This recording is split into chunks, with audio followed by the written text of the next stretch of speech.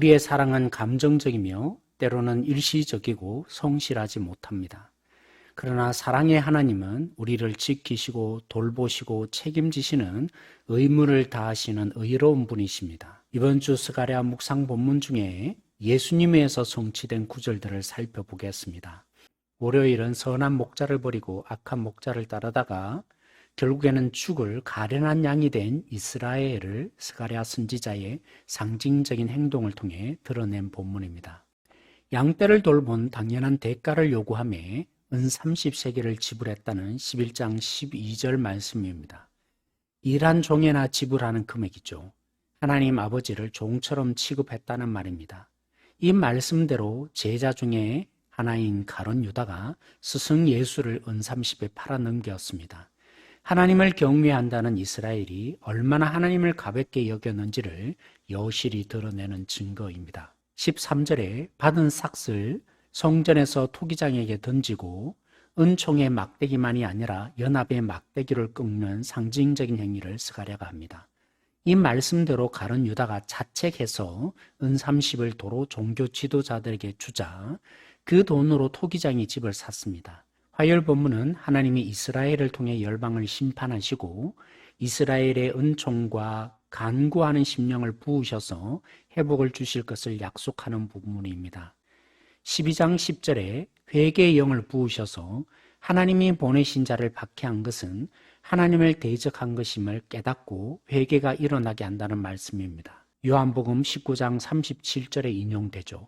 유월절 어린 양으로 백성의 죄를 대신 갚으시는 예수님의 십자가의 장면입니다. 십자가에서는 누구도 찔림을 사실 받지 않았습니다. 그런데 베드로는 오순절 성령 강림에 대해 해설하면서 너희가 찔러 죽인 자를 하나님이 부활시켰다고 선포합니다.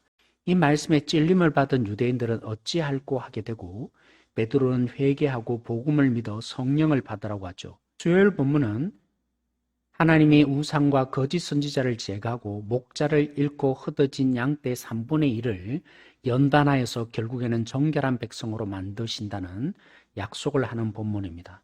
하나님은 13장 7절에 목자를 칼로 치면 양이 흩어지게 된다고 말씀하십니다. 이 말씀을 예수님은 십자가에 달려 죽기 전에 제자들에게 인용하시며 경고하셨죠. 결국 겟세마네 동산에서 예수님이 체포되자 제자들은 모두 흩어졌습니다. 예수님을 버리고 도망친 제자들은 그러나 실패로 끝나지 않았습니다. 성령 강림을 통해 복음을 위해 고난받는 것을 기뻐하는 제자로 바뀌게 되죠. 이제 예수님과 관련된 간접적인 본문을 마지막으로 살펴보겠습니다.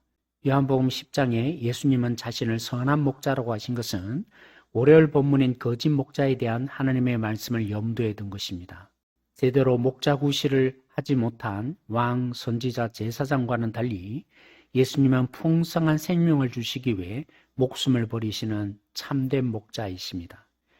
그런 참 목자 되신 예수님은 자신을 종처럼 취급하는 그들도 구원을 얻게 하시려고 그들의 이름 하나하나 부르신다고 하십니다. 목요일 본문에 예루살렘에 대해 회복을 말씀하시는데요. 14장 8절에 생수가 예루살렘으로부터 동해로 서해로 흘러갈 것이라고 묘사합니다.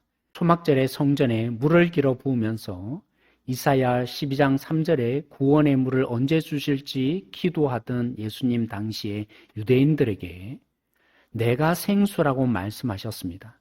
예수님을 믿는 자는 성령을 통해 하나님의 생명을 공급받을 뿐 아니라 하나님의 생명의 통로가 된다고 말씀하십니다.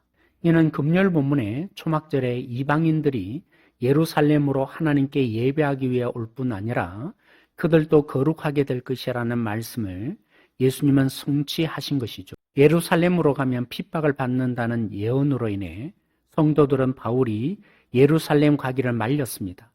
그럼에도 불구하고 바울은 예루살렘으로 들어갔죠. 자신이 들고 가는 헌금은 예루살렘의 기근으로 인해 복음을 듣고 예수님을 믿게 된 이방교회가 모은 것이기 때문입니다. 핍박을 받는다는 예언을 듣고 피하라는 성도의 적용과는 달리 예루살렘으로 올라가는 것이 하나님의 뜻으로 바울은 이해한 근거가 여기에 있습니다. 사랑하는 성도 여러분, 참 목자 되어 생명을 풍성히 얻게 하시는 예수님을 바라보십시다. 하나님을 박해한 자가 우리임을 기억하십시다. 실패로 끝나는 인생이 되지 않도록 고난을 통해 정결케 하시는 주님의 제자가 되십시다. 예수님을 믿어 성령의 생수가 흘러가는 하나님의 생명의 통로가 되십시다.